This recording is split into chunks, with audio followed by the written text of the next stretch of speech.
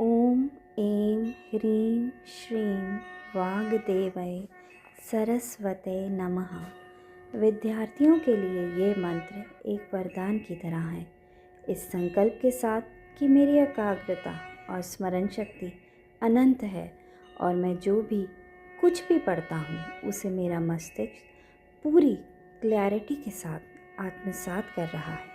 इस मंत्र को 11 बार शांत मन से जप करें और माता की कृपा को महसूस करें। ॐ ऐं ह्रीं श्रीं वाग्देवै सरस्वते नमः। ॐ ऐं ह्रीं श्रीं वाग्देवै सरस्वते नमः। ॐ ऐं ह्रीं श्रीं वाग्देवै सरस्वते नमः। ॐ ऐं ह्रीं श्रीं वाग्देवै सरस्वते नमः। ॐ ऐं ह्रीं श्रीं वाग्देवै सरस्वते